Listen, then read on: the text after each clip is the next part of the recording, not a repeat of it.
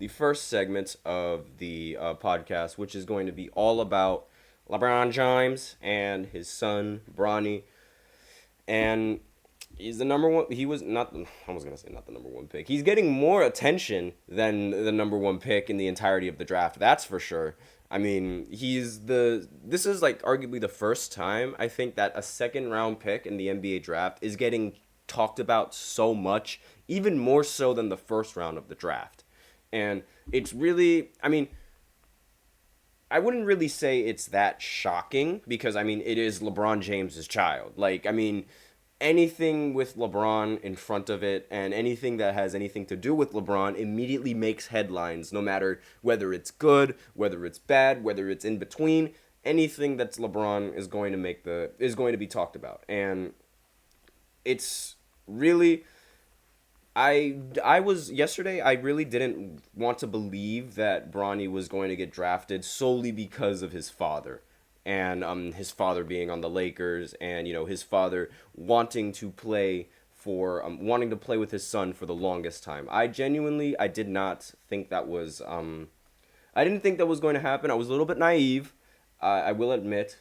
I should have seen this coming that he was going to be selected by the Lakers. I really should have seen it coming, and I shouldn't have said those things about that. But regardless, those things that I said in the previous podcast, the point still stands in the sense that him as a point guard, it's not very ideal for many other teams. Like, I mean, a 6'1" guard that doesn't really provide the scoring option and is probably going to be a liability on defense.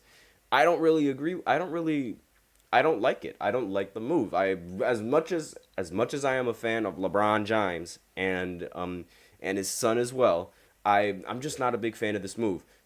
But to be fair, this is going to be this draft is known as being one of the weaker draft picks in recent NBA history. Like this draft as a whole, this draft class is known to be or considered very, very weak. And so a lot of people speculate that this was the reason why Bronny decided to declare for the draft now and not try to wait and develop his game in college because of how weak the draft this year actually was, which honestly, like when I think of it that way, that is a very, very smart move because he's not wrong. The draft is relatively weak, and quite frankly, I have no idea who the Lakers would have chosen if not for Bronny being in the second round. I have no idea who the Lakers would have chosen, and I don't think the Lakers really know who they were going to pick if it wasn't going to be Bronny.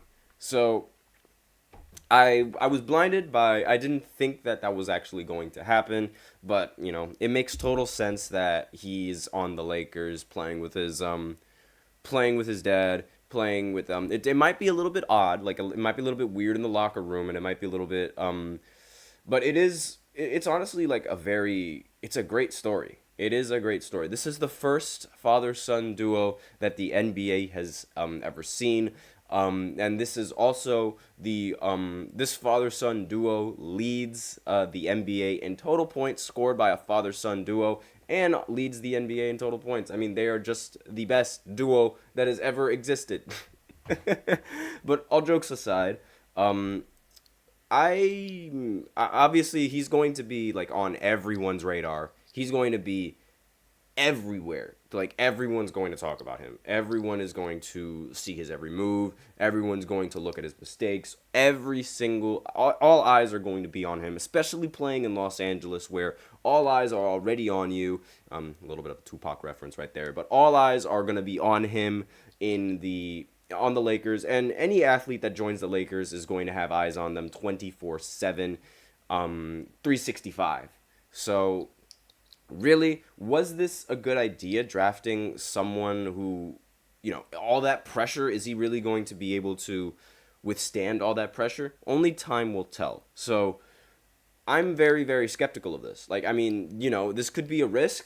This could be a good move, or this could cripple the team for a while. Because let's face it, a small guard like him that isn't providing on the offensive side of the ball, that's really going to be the first step of his game. He needs to provide on the offensive side of the ball. And if he doesn't, then, this is going to prove to be a really, really bad pick. Now, what would be really hilarious is if he gets traded. Like, that would be so funny, because the internet is just going to be like, oh my gosh, LeBron traded his son. Oh, LeBron traded Bronny. Wow, he was this, that, and the other. You know how the internet acts. But really, I'm really skeptical on this move. But I'm not going to sit here and say that he isn't talented, because that's one thing that a lot of people are going to say about Bronny that I just genuinely don't agree with. Like, it's the same thing with Austin Rivers, how everyone is going to say, oh, he's only in the NBA because of his dad, this, that, and the other. That might be a little bit true. That might be true. There might be some truth in that. But at the end of the day, they wouldn't be in the NBA if they didn't have talent. And if they were the same average Joe, like let's say me, for example, or anyone else that was walking on the street, they, regardless of who their father is, they wouldn't get picked for the draft.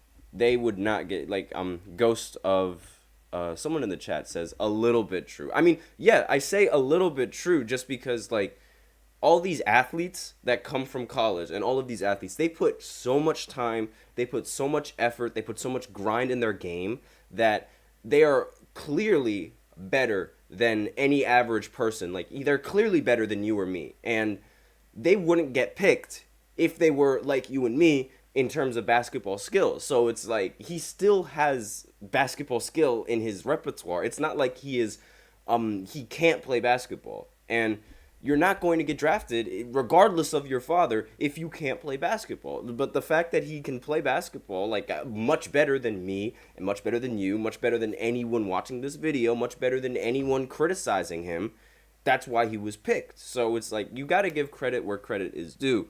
And his hard work is going to be, yes, I understand nepotism is a common thing in the basketball world, but it's like, you need the skills, and he clearly has the skills of being a talent. Like, he wouldn't have gotten picked if he wasn't talented. That's really all that I'm saying. And saying that he was only drafted because of his father, I think is just degrading. I think it's degrading.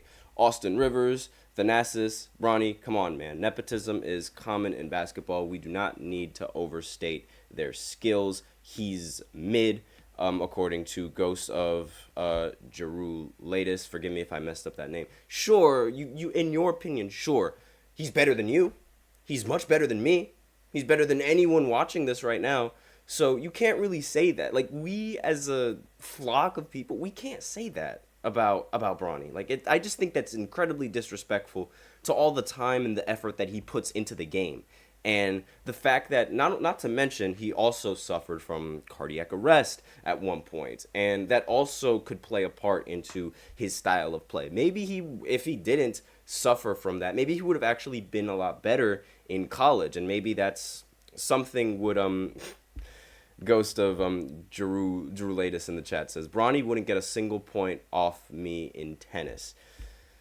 That's a completely different sport. That's a completely different sport. Like, why are we even talking about that? Why are we talking about tennis? Completely different sport, completely different scenario. I think that's just flat out disrespectful. Saying that he's mid, saying all of these things. I think that's just plain disrespectful, because, like, it just degrades everything that he's done to get to this point in the draft. And who cares about what he does in tennis? Like, I'm going to be honest. Who cares about what he does in tennis? We only care about his basketball skills. So that's really all that I have for this first segment. I'm not saying that he is, like, a huge prospect like Victor Wembanyama. But I'm also not going to sit here and say that he doesn't have talent. That's just not me. I don't like disrespecting players like that. It's just not fair. So with that, we are out of time for this first segment. So now I will go ahead and go into the second segment, where I talk a little bit about Andrew Wiggins and how the Warriors don't want him playing in the Olympics. So I will be right back after this short break.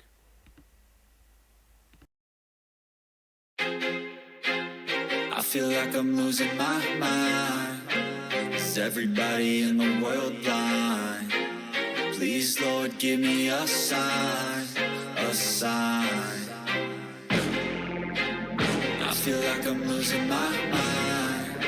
Is everybody in the world blind? Please, Lord, give me a sign, a sign. I wanna be the greatest. Everybody on the fake shit. I look around and feel like everybody is the fakest. I make this every day and I'm impatient, hoping one day I blow up from the basement. Statement, the top is so vacant. I don't hear shit that I think is amazing. Waiting for my day when I'm playing sold out shows for 1,000 faces. Hey, give me that crown, get in my way and to be put down. It ain't your place, all this my town. If I want that shit, then I'll get it right now. I'm losing it, the noose it fits, some losing shit, a stupid myth. You choose to live or choose to dip, you choose to fight or lose your grip and lose a gift. Oh. I feel like I'm losing my mind. Is everybody in the world blind? Please, Lord, give me a sign, a sign. I feel like I'm losing my mind. Is everybody in the world